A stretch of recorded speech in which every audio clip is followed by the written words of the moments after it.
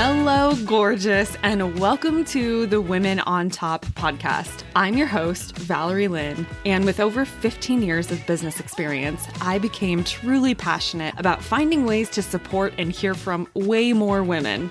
And what we know to be true is that women thrive when they are in their favorite position, on top in business, in relationships, in personal growth, and on top in being real and authentic to who the hell they are. So I invite you to sit back and enjoy the Women on Top podcast. Well, welcome back to another incredible episode of the Women on Top. I am so thrilled today that I have a remarkable guest sitting with me who is a licensed therapist, a coach, a podcaster herself. She's also a writer, and she is a love addiction expert. So I am really excited to have Jodi White sitting with me, she's not only a clinically trained therapist, but she's also really rooted in her own recovery journey. And she has worked extensively with Pia Mellody's treatment model. So I'm really looking forward to talking about that today. And she brings this element of both having a professional expertise as well as personal insight into this complex world of what love addiction is.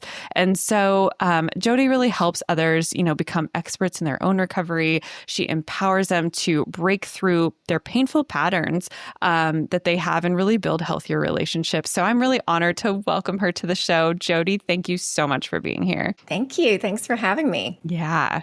Gosh, there's a lot I could dive into straight out of the gate. And so I actually just want to hear, what would you say that love addiction is, especially for those who maybe aren't as familiar with it? And then specifically for yourself, how did you discover that you were a love addict? Yeah. So love addiction is a set of symptoms. So let me go over those symptoms first. And this is based on Pia Mellody's work. So in love addiction, we seek unconditional positive regard from another person. And that's often our romantic partner or someone we're dating, but it's not always, because it can be a platonic relationship as well. So we seek that unconditional positive regard. And the way I look at that is that we're looking for that unconditional, unwavering love that every child should get in childhood. But for various reasons that may not happen, or we may not get it consistently. And so Pia Mellody would say that we grow up with that empty bucket or half-filled bucket,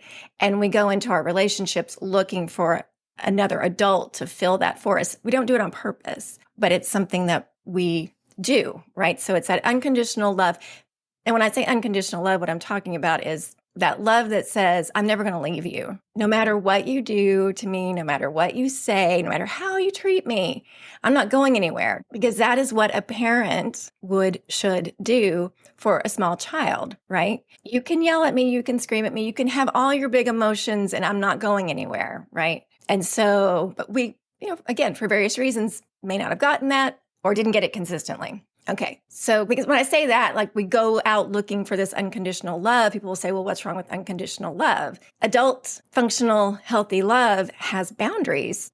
You can't just treat someone however, or we shouldn't be able to just treat someone however we want and they stick around and take it, right? Because we should both be in the relationship and have boundaries. So that's one. That's the first symptom, is we go into a relationship looking for that unconditional positive regard. That's Pia Mellody's language, but it's the unconditional love we should have gotten in childhood. Mm. The second symptom is that we assign too much value to the other person. So that could look like putting them on a pedestal. We make them way more valuable than a person should be, because we're all equally valuable, right? But the other part of that problem is we undervalue ourselves. So if we're putting someone on a pedestal, where are we? We're beneath them. And so the third symptom of love addiction then is that we neglect ourselves while we're in the relationship. Mm. So we're overvaluing the other person, undervaluing ourselves, and then we're neglecting ourself and our self-care because we're so focused on the other person, right?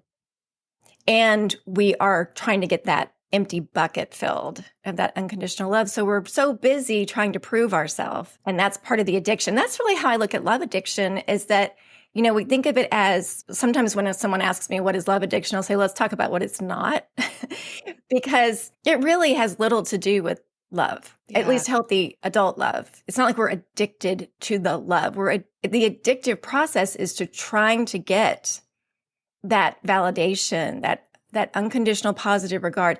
It's about trying to feel safe and trying to feel okay. Interesting. I have often identified myself as an approval addict, which feels like it falls right into what you're talking about. So I'm interested to hear how you yourself, discovered this as well. So it was 9 years ago. I was 46, and I had been in a certain type of relationship most of my life, different person, same relationship.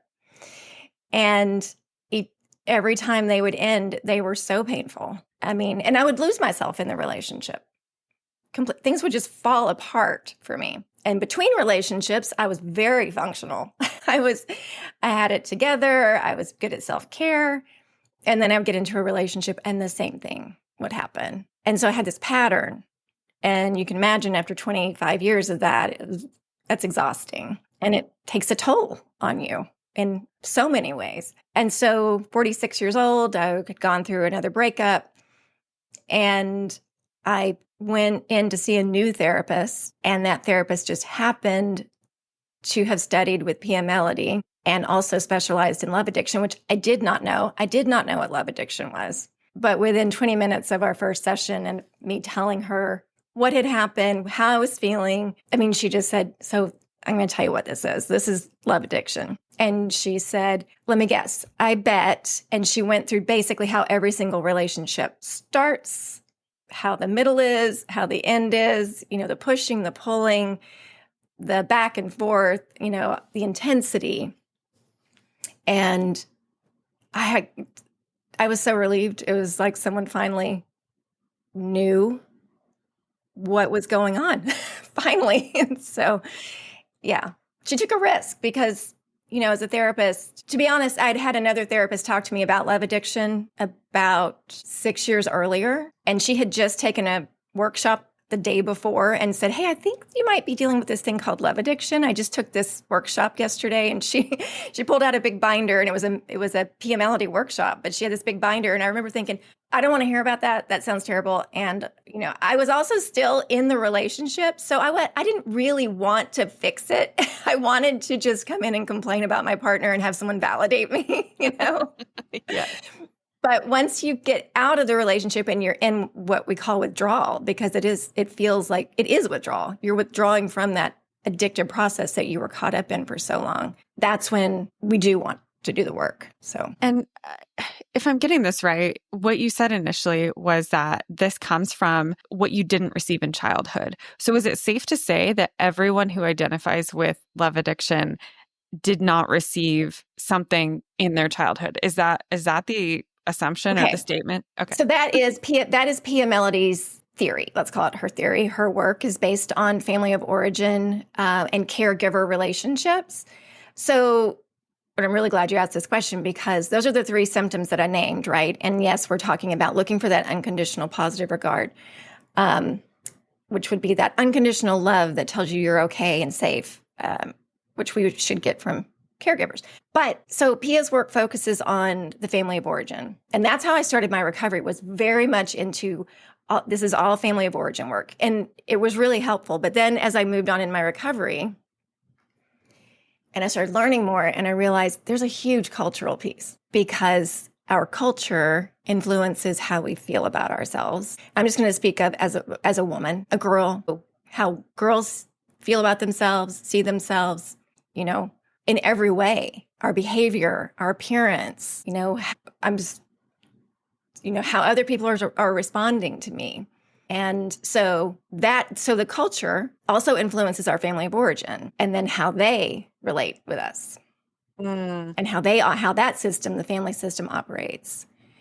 So the culture really is if you zoom out, it's a cultural issue. Right. That makes so much sense. And I love how you framed that, because it kind of adds an extra layer to this piece around, yes, maybe you were missing some things in childhood, but also potentially maybe it was the culture influencing how those dynamics happened. Yeah. So I think there's probably a lot to break down as to, who ends up kind of dealing with this. Would you say on some level, I feel like most people that I've talked to on a certain level have dealt with this. So is it safe to say that we've all experienced love addiction on a spectrum of sorts, or how do you see that applying across the board? There's definitely a lot of it. I think that, and I like the way you're saying on a spectrum of sorts, because I do, if someone has had one addictive relationship, that's likely not love addiction. It's not a pattern. But when you have that pattern, that pattern of intense relationships where you lose yourself and your life falls apart, and then the breakups are a disaster, and you go through withdrawal and it takes months to get over. And you're attracted to someone who's not emotionally available, or you find yourself in relationships with someone who isn't emotionally available. And then you continue to try to get them to be emotionally available. That's part of that too. That's part of that process. There's just so much that we could talk about with this, but I feel like when I've experienced this for myself, and I've been in some of those relationships that you're describing, and it's on a repeat, the problem for me was I kind of didn't know that it was happening in a way. And so I guess that's my question is how can we identify that this might be a problem? You kind of started to point out, I think, the symptoms, but for someone who's in it and is feeling like I feel stuck or like something doesn't feel right in my relationship, but I don't know what it is, how can we maybe start to show them that maybe it is love addiction and maybe it's time to move on? Well, and so I will say, and this is something that I learned from Pia Melody, she will say when someone is in the cycle of love addiction, it is very hard to treat the love addiction. Because when we're in it, part of the cycle of love addiction is that we are in fantasy, So because a lot of times what this looks like is, if I could do a stereotypical addictive relationship, is two people come together, both appear available. So for me, I would get into a relationship with someone who would end up being emotionally unavailable, but initially they seemed very available. And it actually initially can be very enmeshing. Like you get really close, really fast, and it seems like this fairy tale. And then at some point, whether it's weeks or months, the less available person, the more love avoidant person, as Pia Melody would say, will start to slightly move away. And so then I, would start to sense that and get anxious and try to get it back to where it was, right? And so that's how that intensity in that relationship, it's one person is creating the intensity in the relationship, and this more love avoidant person is often moving away and creating intensity outside of the relationship with work or substances or sometimes an affair or something like that. And then if I were to pull away and say, I'm done, this person would come back and be the more anxious one until I got back into it. And then the same cycle would start all over again. How much does attachment theory apply here? Because I hear you using words like avoidant and enmeshed and different things. And so I'm curious. Yeah. So Pia's language, the love addict and love avoidant, those terms were really helpful for me early in my recovery. I don't, for myself in my own recovery, I see it now as behavior more than love addict, love avoidant. It's more like, that's why I always say the person who's being more of, the love addict behavior or the love avoidant behavior, because Pia's work really does nail the behavior really well. And early in recovery, those labels were very helpful, and they can be really helpful for some people. The reason I'm prefacing this with that is because for some people, those labels will not be helpful, and they might even want to turn away from those labels. And that's why I encourage people, if you don't relate to those labels, just look at the behavior, because you don't have to use those labels, right? So with attachment theory, so people will even say Pia's work has nothing to do with attachment theory. But it has everything to do with attachment. But it's really, we're not talking about a straight up avoidant attached person or an anxious attached person. In love addiction, really what happens is both people switch around a lot. One person goes from being more avoidant, meaning moving away from the relationship. And once this other person who's more anxious starts to pull away, this person comes and gets anxious. I mean, it really is. And that's what we call it. The tango of love addiction, because it literally will go on forever. And this could happen, this back and forth could happen within a day. It can happen within a week. It could happen, every few weeks, every few months. I mean, it really, and it's very addictive. Yes. Yes. I'm so glad you described it that way, because that's exactly what I was thinking in my mind, was that I wasn't just one way. I wasn't just avoidant or anxious. It would fluctuate and change and ebb and flow. And it was exhausting. Like, it was exhausting. And I feel like it did a number on my health and my mental health. And so what are some of those things that when you're working with clients, what are some of the, I guess, repercussions to them experiencing love addiction? Like, what are some of the things that you're constantly having to, work on them with that are kind of the negative side effects? Well, self-care. Yeah. Because so if we looked at those, which we went over, those 3 symptoms of love addiction, right? But those are rooted in the 5 core symptoms of codependence. So codependence is another term that, here I am 9 years into my recovery, that codependence has it depends on, you could Google it and get so many different meanings, right? But with Pia Melody's work, what she's really talking about is developmental immaturity due to developmental trauma. And that could be anything that happened in your family of origin. But then, as I was just saying, there's also a cultural piece. So what happened at school? What messages were you getting at school about yourself or, out in the world? So anything that happened along your developmental timeline, right? From birth up to 18, even early 20s, I would say, because our brain doesn't finish developing until our mid-20s, right? But so to look at those 5 symptoms of codependence that Pia Mellody called them issues, and those issues or symptoms occur due to anything that happened along your developmental timeline that shaped the way you saw yourself or shaped the way you behave. So an issue with self-esteem, that's one of those core issues or core symptoms of codependence. And so that means, in childhood, the way that Pia looks at it, again, it's all through a family of origin lens. But were you were wounded around your value, your inherent value as a child, right? And so some parents will over-esteem their child, meaning put them on a pedestal and they can do no wrong. And so that child might go one up more often.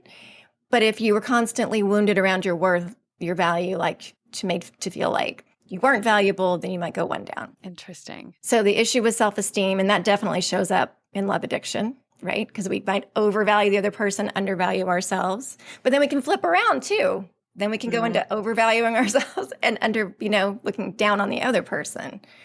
But then an issue with boundaries, that's another symptom of codependence. And that's a big one that shows up in love addiction as well. Yeah. Issue with dependence, which is, we could look at that as an issue with self-care as well. An issue with owning your reality, which is a really big one in love addiction. Owning our reality instead of deferring it or farming it out, or avoiding our reality or looking to someone else to define our reality. And then the issue with moderation. So those are the 5 core symptoms of codependence. And those 3 symptoms of love addiction are rooted in those 5 symptoms of codependence. So you were asking me what I address with clients or what needs to. So it's boundaries, reality, and self-care are really the 3 that we need to work on regardless of really what's going on, in the relationship. But those are the things that come up the most. Like, what is your reality? What's going on? There's no boundaries right now. So how can we get back on track with some structure? Which also, the way I look at it is we really want to build self-esteem. But what comes first is owning reality and making sure boundaries are in place. And then practicing self-care. And then that builds self-esteem. Okay. So they kind of are really interconnected. Yeah. It's all intertwined. Yep. Which makes so much sense. And again, this is just making it does make it make sense so much more easily the way that you put this. And it does kind of give me some relief. And I'm sure others experience that too when they hear you talk about it. Like finally, like what you said with your own personal journey, finally Yeah. something that puts some sense to this. And I'm not crazy. So, as you're talking about who you're working with, I'm wondering how you help step them toward recovery, because this is such a delicate dance and it seems so tough. At least it has been for me in the past to really redefine what is a healthy relationship. So Yeah. I'd love to hear about that. So I think because of the work I do, so podcast and being on Instagram, when people come to me, they typically know what they're getting into. Right. So they usually are already aware of love addiction, right? And they want to work on it. So I do have that benefit. Yeah. Because I have in the past, before Instagram and before the podcast, when I would work with clients and talk to them about love addiction. And some people really they were open to it, and some people wanted nothing to do with it. And yeah, and I get that. So as far as, guiding them toward recovery, I think it's, I was talking about the reality piece. I serve as a mirror for them when it comes to their reality. And so when they share something with me that's going on, let's say in a relationship, and I'll hear the story and then I'll recap it literally, in my own words, but literally what they just said. And sometimes they're so surprised to hear that is the reality that they're living in, but they're struggling to own it. Yeah. Right. Yeah. And so that's really the primary thing, is helping clients own their reality, see their reality, and also own their reality. And then that can help them move toward recovery. And then what does that look like? So take us through, okay, now they come to you and maybe they've already even left the relationship, but they know that they need something different in the future. What does that look like to help them recreate that narrative? And what are some of the roadblocks that we tend to get ourselves into when we're on that healing journey?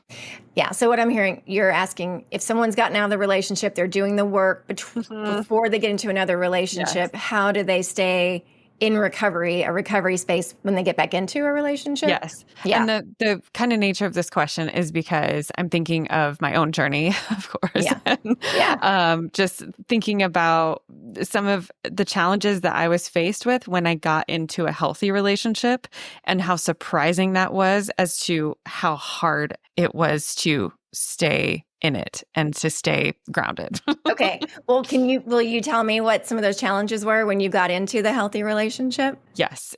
It was feeling okay with there not being a intensity of passion and drama, I guess, and kind of feeling like, oh gosh, yeah, is there something wrong with this relationship? Constant kind of looking for almost conflict, and yeah, just not feeling this sense of calm and regulation that I now feel. Right. So I'm thinking about my own experience too, getting into a functional, healthy relationship, and then initially thinking, gosh, this is boring. Yes. Yes.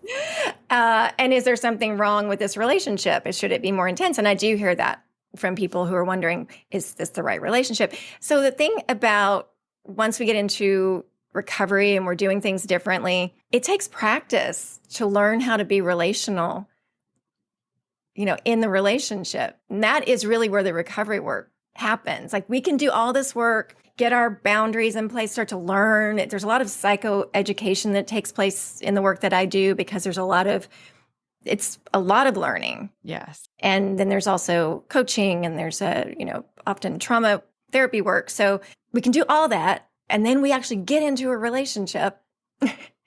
And let's say we're fortunate enough to have someone who is a securely attached person, and this feels kind of boring. So I get to do my own work now, because this, I'm not caught up in trying to get him to do something or chasing after him. The focus goes on you, right? And that's also new, because the focus is usually on the other person. We have so much focus on the other person.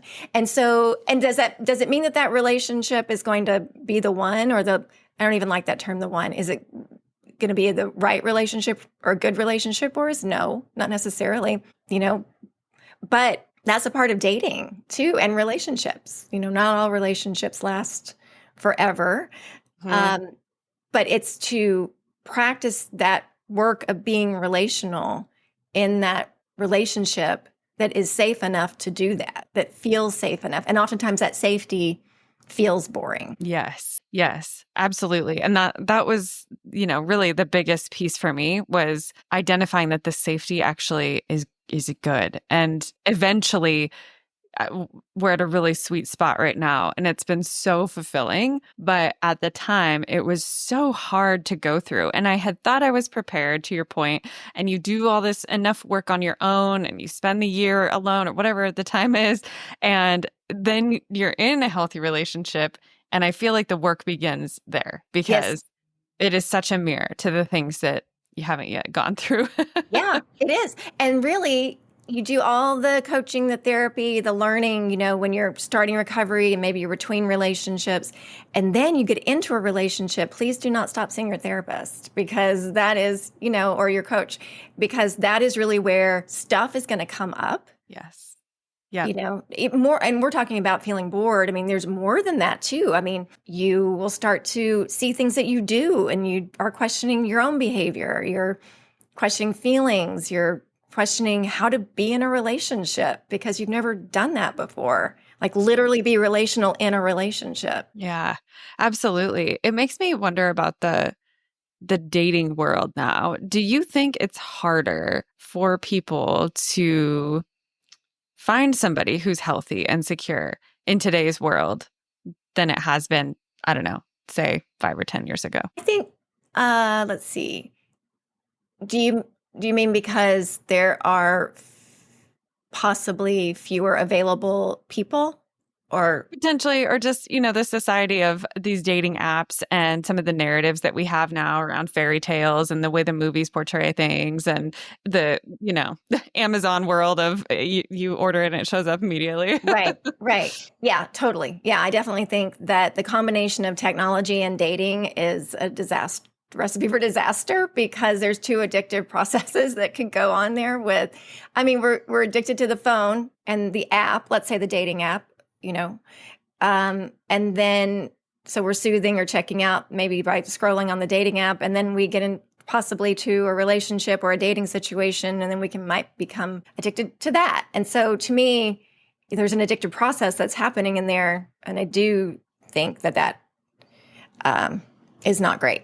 Yeah. Makes it more challenging. Yeah. I just feel like things maybe used to be a different way. And so this feels like it just adds another layer because it's so much easier. At least this is what I've heard from, different relationships is that it's so much easier when things get hard that you can just go, I'm going to just jump on Tinder and find or whatever it is. Yeah. And go look for something else. Or, oh, I don't really like this quality. I don't really think this is, and go jump to that. And so that's probably a whole podcast on its own, but I just was curious your perspective. Well, you're right. Yeah. And you just mentioned fairy tales and movies, and that's, been going on for many, many years. And that's also part of our culture. So, media, movies, entertainment industry, magazines, everything, how that shapes how we view relationships, how we view ourselves in relationships. I mean, all of that influences how we really, if anything, it shapes how we feel about ourselves. It's likely going to shape how we see ourselves, in the world and in relationships. So that's really good. I like that. If it shapes how we see ourselves, it's going to shape how we are in relationships. That's so true. What are some maybe green flags? Like if somebody is healing from, their former love addiction patterns and they're maybe newly dating, what are some things that you would say, look for these things in a healthy relationship? Consistency, communication, right? Someone who is available. And I guess, there's also, how do we know that someone is available? The work starts with us though, because from the get-go, we need to be aware going in. And that's why often there's a dating plan. In recovery, we come up with a dating plan with a coach or a therapist when we start dating again. And it can be something, it's really based the way I do it, it's based on those 5 core symptoms of codependence. So it's like, how can we, it's usually boundaries, right? Starts with boundaries. It's what are the boundaries going to be for you as you start dating? And so oftentimes what I'll do, and the reason I'm answering your question like this is because in the past we've gone fast and the goal is to go slow. So how can we slow it down knowing that we might be tempted to go fast? So we start out slow. So a coffee date. It's not a drink. It's not a dinner. It's a coffee date. And we have our own boundary of I'm going to be there for an hour. And, and then I'm going to leave. So because, right. And it's to slow the pace down. Yeah. I like this idea of having the plan. So yeah, please keep going. I'd love to hear more about what that kind of looks like. So boundaries. Yeah. Yeah. So in Love Addicts Anonymous or Sex and Love Addicts Anonymous, they will call them bottom line behaviors. Here's what I won't do. I won't do this. So I won't have sex before I've known the person for 3 months. I mean, I'm just making stuff up. It's going to vary by person. Yep. Or I won't go out. I won't go to the person's house after at least, 7 dates. I won't get caught up in sexting. I won't do any, it's stuff like that. And each person's list is different. But it's to slow down the process, and people who have not been in recovery, who have not dealt with love addiction might hear all that and go, gosh, that's so rigid. But it has to seem more rigid to us because we've historically gone in with 0 boundaries. Right. Well, and it also helps build self-trust. Yes. That's what I'm saying, like focusing on you, not the other person. And also it's because what we tend to do in the past is, oh, well, this person wants me to go home with them right now. I don't want to disappoint. But then if I say no, what's going to happen? It becomes about the other person. Right. Instead of, no, I actually told myself I'm not doing that. And I don't know this person well enough. Right. And so the focus stays on us instead of what the other person may or may not want. Really like that. Oh, have I answered your question? I think so. So the plan is like when you put the plan together, it's mostly around boundaries. Are there other components to the dating plan? I'm just, I'm thinking too for the listener who might be thinking, gosh, I kind of want to make my own plan for myself. Are there other pieces to that they should be thinking about? So goal is slow things down. And it's boundaries, right? And so there's those bottom line behaviors. Here's what I won't do. And that's going to vary by person, right? These are the things I will not do. And then you have top line behaviors. Here are the things I will do. Like I was working with a coaching client not too long ago, and one of her top line behaviors was, I will ask the hard questions. And I thought that was such a good one, because in the past we would hear something from the other person and go, I'm curious about this. And also, I think I might need to ask a question here. So I have more information about this, but I don't know if they want to talk about it. And so it's ask the hard question. And if the other person says, I'm not ready to talk about that, then they're not ready to talk about it. But, asking the hard questions, and those can be very different questions for every person. But one of the questions that people actually struggle with is to say, are you married? Really? Yeah. Are you married? Are you in a relationship with someone else right now? My gosh. Those are so important. Yeah. That's a really good tip for that plan too, is to maybe add that for yourself. So for the listeners out there, that's a good one. Make sure you ask the hard questions. Ask the hard questions. Yeah. Yeah. And I think the way we figure out if it's a hard question, we need to get back in touch with our instincts, because we have neglected our instincts for so many years. And we have good instincts, right? I mean, they're in there. We tell ourselves we don't have good instincts, that our picker is broken, that we're bad at relationships. Really, that's all BS. We do have instincts. We just have to clear the crud so that we can get back in touch with that. Yes. And so when we're talking to someone and there's that little there's something here, but it feels uncomfortable, that's a sign probably that's that hard question. Yeah. Okay. Let's go back really quickly to the green flags. So you said consistency. Then we started talking about the dating plan, which I love that. What other flags would you say are indicators of healthy relationships? So consistency, communication. I think communication is a really big one. Also, some respecting your boundaries. And I know boundaries is another term we throw out a lot, but it's if you're starting to date someone and let's say you've gone on 4 dates and you like this person, but your dating plan is that you will not have sex for 3 months. And so you let them know, hey, I'm working with a dating plan here and here's what's happening. And that person says, cool, great. No sex for 3 months. I like you. We're going to keep going. And then at 2 months, the person is pushing to have sex. And you have to remind them of the dating plan. And you have to remind again. And you have to remind again. So that's a sign that someone is not, respecting your boundaries or you, really, right? And that's just one example. Yeah. So, someone who as you build, you have a few dates, right? Because it's going to take time to get to know someone. And that's also partly because we are slowing it down. Yeah. Right. Right. So, by the time you've had a few dates and you've been able to share your reality and you feel safe doing that and it's not denied, that's something to look forward to. I don't know if you've ever talked to someone and shared your reality about something. I'm just going to make something up. Like if someone were to say, like, I love sushi, let's just say I said to someone, I don't like sushi. And the other person were to say, oh, well, you just haven't had good sushi. I'm just going to take you to have some good sushi. And like, no, literally, I just said I don't like sushi. So someone who's able to hear your reality and be like, okay, cool, I got that. Yeah. Safe, that proves safety. You can share as you get to know someone, that builds trust, right? Yep. And that's how by slowing everything down and paying attention to these things, you're also building that foundation if you do continue to see the person. Yeah. I love some of those things that you touched on. That safety is huge, making sure that those boundaries are respected. And I've never heard of the dating plan. And I think, for anyone listening in, if you're in that dating world, and really we could do this with so many things, honestly, but to develop that for yourself, because then it's easier to hold boundaries. Sometimes I think we hear this like, hold boundaries. Well, what even are your boundaries? Yeah, right. And that is where those, you establish those for yourself and they're yours. You don't even have to communicate them.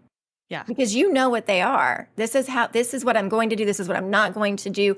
I stick with those because it's not up to the other person to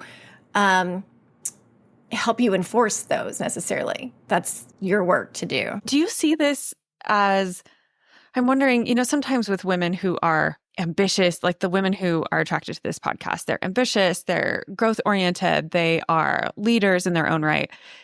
Are those types of women more, what do I want to say, subject to love addiction? And I sometimes see that pattern where when we are just excited to contribute to life and we want to achieve all of this, it also feels like that translates to the relationships in our love world as well. So I'm wondering if you work with a lot of women who are high achieving. I do, yes. And let's see, I think about myself and my first career because I spent 16 years working in the magazine publishing industry. Wow. In Los Angeles and New York. And I had very, shiny job and I had the designer bags and I had the, apartment in the West Village and all that. And on the outside, it probably looked like I was very high achieving, but I was not doing well at all personally or, in my relationships.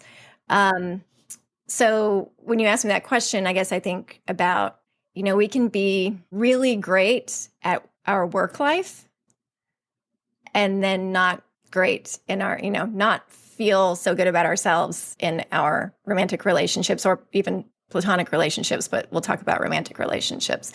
And so I don't think, because I think in your initial email to me when we were talking about doing this conversation, you had said one of your questions might be, why do so many high achieving women find themselves struggling with love addiction? And my answer to you was going to be, it's the same reason any woman finds themselves dealing with love addiction, because it really,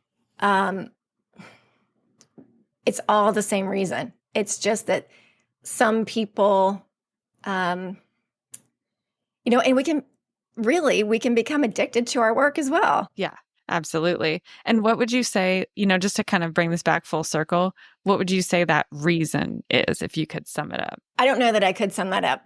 as far as why love addiction happens. Yeah. Yeah. Yeah.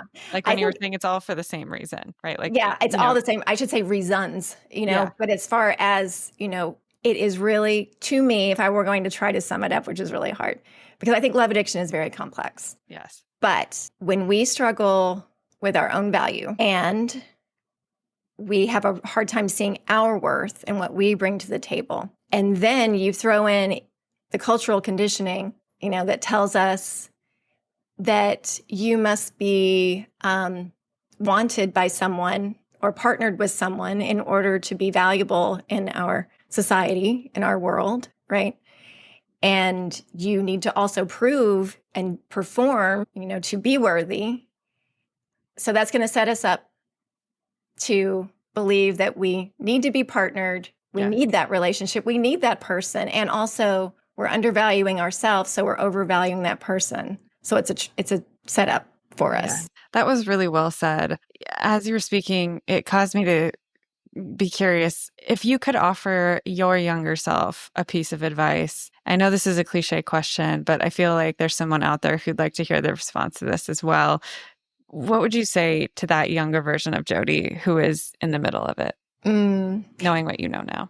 As a kid or as when I think, okay, here, let me do this. Not as a kid, but probably like in the middle of your relationship. Yeah, I'm going to say I know exactly the moment, which is why I started the podcast, is because I thought if I could have had a podcast or someone talking about this stuff back at that moment when I was about 36 years old and I was going through a horrible breakup again with the same person, the advice would be, actually, it's the truth, which is that this has nothing to do with him, because it didn't. Right. Oh, that's powerful. That is a deep response. I love that. I think so many women are going to benefit from this. And I'm so glad that you are using your platform and your voice to help share about this very complex topic. And I really just feel like it's going to transform so many people's worlds. As we wrap up, I do have a tradition on this podcast where I ask the previous guest to share a quote or just a reflection or something for the next guest, not knowing who it is. So I'd like to share that with you and then give you the opportunity to do the same. Okay. So the last guest that I interviewed, she shared a quote that was from her grandfather that was really meaningful to her in her life. And the quote is, "Business is great. People are beautiful. Life is wonderful." And I thought that was a really wonderful quote. And she had kind of shared some additional context that she likes to reflect on that because, yes, business can be great, but, life is also wonderful. And so she's like, when business gets hard, I refer to that and I just remember that life is good. So I'm curious what might be coming through to you, something that you might want to leave for the next guest, not knowing who it is. Yeah, let's see.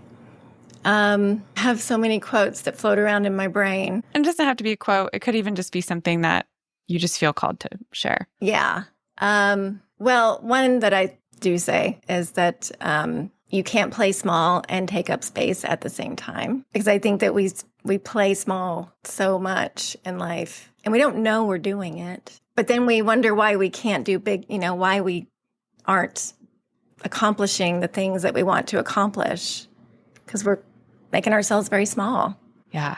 Gosh, I know that has been the case for me in so many different ways. I'm so glad that you shared that. And I feel like on some level that applies to almost everyone in some form or fashion. And that, it's a good reminder that if we want a big life, we have to allow space for that. We can't play small in that space. So, yeah. And I think that that's part of building the self-esteem, in recovery. And I always look at it as I'm 9 years into recovery. And, when I was saying earlier, what I would say to my younger self is it has nothing to do with him. It's because we think it's so much about the other person when really we have to go within and look at ourselves and what's going on. Yeah. And then you realize, because I don't know about you, but when you would get out of those relationships, you might go, what was I thinking? Mm-hmm. And that's what I hear from so many people, like, what was I thinking? Or you'll meet this fabulous friend of yours, this amazing friend, and she's totally hung up in this relationship, and you meet the person, and you're like, really? Yeah. It's because it has nothing to do with the other person, or a very, very small, tiny fraction of it is about that other person. It's about what we're attaching to that other person and what we believe about ourselves that keeps us in that. And so it's really about us. I actually look at it as the middleman. It's almost like we're trying to get our value through that other person. Yes. Instead of starting here. Yes. Yes. That is so well said. And yes, I can relate to that for myself, looking back and thinking even now, like, gosh, what a change I have made in my life. And that was a totally different experience that I was experiencing then. And I can't believe in some ways that I was with those people. But also I needed to experience that to kind of get to where I am. And it's absolutely not about them. And it was always about me. And this ultimately feels like it's a journey of choosing yourself. And so. And learning to choose yourself, owning the fact that you're going to choose yourself, and then doing that, choosing yourself. It's like the steps to get there, because there is this belief, that we're not supposed to do that. We're not supposed to choose ourselves. We're not supposed to. Right. Yeah. I'm still reminding myself of that, of your quote, what you just said of you get to take up space. Like sometimes I will say that to myself in my head just to remind myself, this is about you. Like you get to take up space. You get to be here and you get to live a big life. Right. So I am so thankful. This has been such a wonderful conversation, and the information that you shared is just impacting so many and is going to impact so many more. I'm really grateful that you are, again, using your voice and your platform for this. So I just can't say how much I appreciate you being here today, Jodi. Thank you so much. Thank you. This was great. I loved our conversation. Yeah, me too. Thank you for tuning into the show today. And before you go, I just have one quick favor to ask of you. There is a really simple way that you can help support me and help support this show, and that is to hit that follow button on whatever app you're listening to the show on. I'm trying really hard to level up the content and deliver unique value and amazing guests, and just hitting that follow button is the magic that will help continue to empower that. And remember that the world deserves to hear your voice and your stories, and you deserve a place at the top.